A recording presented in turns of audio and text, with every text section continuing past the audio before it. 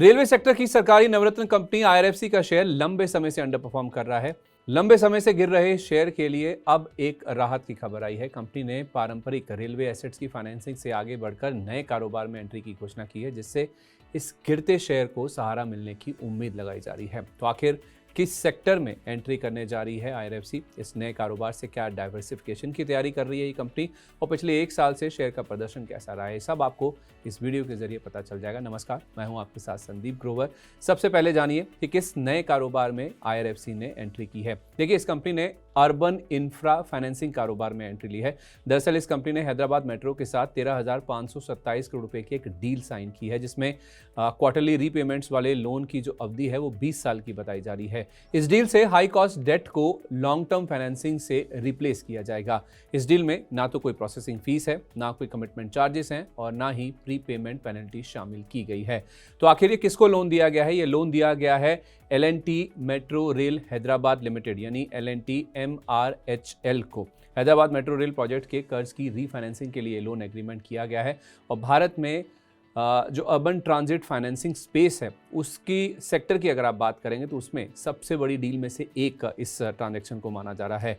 L&T MRHL की इस deal के तहत 100% ओनरशिप तेलंगाना सरकार को ट्रांसफ़र हो जाएगी, और हैदराबाद मेट्रो रेल यानी कि HMRL के ज़रिए ये डील हुई है, जिससे L&T से ये जो ओनरशिप है वो पूरी तरह से ट्रांसफ़र होकर तेलंगाना सरकार के पास पहुंचती हुई दिखेगी। तो आखिरकार ये जो लोन दिया गया है, जिससे ये बड़ा बदलाव होने जा रहा है Hyderabad metro project railway project को लेकर, तो इस लोन की डिटेल्स क्या हैं ज़रा वो आपको पहले बताते हैं। देखिए, इस लोन से जो मौजूदा कर्ज है उसकी रीफाइनेंसिंग होगी, और इस कर्ज में NCDs, कमर्शियल पेपर्स और टर्म लोन भी शामिल है। इस डील से जो मौजूदा निवेशक हैं उनको एक ऑर्डरली मैनर में एग्जिट मिल सकेगा, और प्रोजेक्ट की जो लंबी अवधि की वित्तीय स्थिरता है यानी कि जो फाइनेंशियल सस्टेनेबिलिटी है उसमें भी इंप्रूवमेंट देखने को मिलेगा।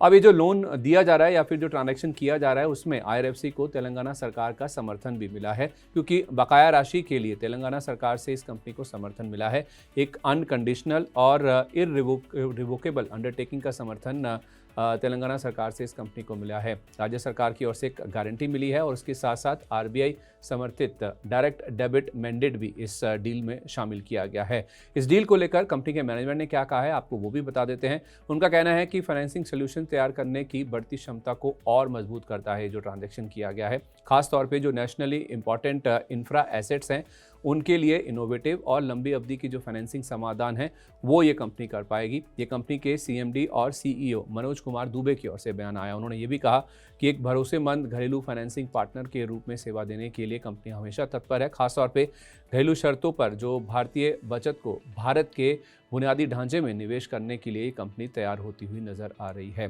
तो ये जो Hyderabad metro rail phase 1 project है इसकी डिटेल्स भी आपको दे देते हैं, जिसके लिए ये फाइनेंसिंग की गई है। आखिर किस प्रोजेक्ट के लिए उन्होंने फाइनेंसिंग की है उसकी डिटेल्स क्या है।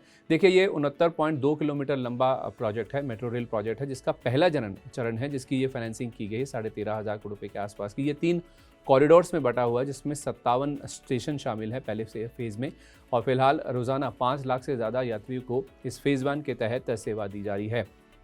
इस रीफाइनेंसिंग से प्रोजेक्ट की जो वित्तीय स्थिति है वो और मजबूत होने की उम्मीद लगाई जा रही है, और माना ये भी जा रहा है कि इससे शहर भर में मेट्रो नेटवर्क के भविष्य में विस्तार को भी मदद मिलती हुई नजर आएगी। अब माना ये भी जा रहा है कि इस डील के जरिए या फिर इस ट्रांजैक्शन के जरिए जो नए कारोबार में एंट्री हुई है, क्या इससे आईआरएफसी की डाइवर्सिफिकेशन की भी तैयारी है। देखिए, ये ट्रांजैक्शन फाइनेंसिंग पोर्टफोलियो को फैलाने की दिशा में एक और कदम माना जा रहा है, क्योंकि अर्बन मोबिलिटी और पब्लिक इंफ्रा प्रोजेक्ट्स तक फैलाने में ये एक अहम भूमिका निभाएगा कदम। क्योंकि अभी तक आप देखेंगे ट्रेडिशनली यानी कि पारंपरिक तौर पर ये कंपनी यानी आईआरएफसी रेलवे एसेट्स की फाइनेंसिंग के कारोबार से ही जुड़ी हुई है। तो उस लिहाज से एक नए कारोबार में एंट्री हो रही है, और कारोबार की जो डाइवर्सिफिकेशन है उसकी भी तैयारी ये कर रही है। बहुत इंपॉर्टेंट है कंपनी के लिए कदम। क्यों? क्योंकि ये शेयर लंबे समय से अंडर परफॉर्म करता हुआ दिख रहा है। अंडर परफॉर्मेंस यानी कि नेगेटिव रिटर्न दे रहा है। एक महीने में आप देखेंगे तो शेयर 6% गिर चुका है, 6 महीने में 16% की गिरावट आ चुकी है, और YTD यानी कि इस साल 2026 में अब तक ये स्टॉक 21% लुढ़क चुका है, और पिछले एक साल में भी देखें 29% से ज़्यादा की गिरावट इस स्टॉक में ऑलरेडी देखने को मिल चुकी है। तो इस गिरते शेयर में, अंडर परफॉर्मिंग शेयर में ये जो खबर आई है, क्या ये नई जान फूंकती हुई हुई नजर आएगी, ऐसी उम्मीद तो देखने को मिल रही है। लेकिन फाइनली इस शेयर में अंडर परफॉर्मेंस खत्म होगा नहीं होगा ये तो समय ही बताएगा। लेकिन एक बड़ा स्टेप है जो कि IRFC की ओर से लिया गया है। एक समय सबका डार्लिंग स्टॉक था, लेकिन फिलहाल आप देखेंगे तो पिछले 1 साल से ये स्टॉक अंडर परफॉर्म करता हुआ नजर आ रहा है। तो एक नई डील हुई है, नए कारोबार में इन्होंने एंट्री की है, डाइवर्सिफिकेशन की तरफ एक नया कदम बढ़ाया है। क्या इससे IRFC की तकदीर पूरी तरह से बदल जाएगी, ये देखने वाली बात होगी। चलिए, इस पे लगातार हम आपको अपडेट्स देते रहेंगे, लेकिन इस वीडियो में आज के लिए बस इतना ही। मैं आपसे विदा ले रहा हूँ। नमस्कार।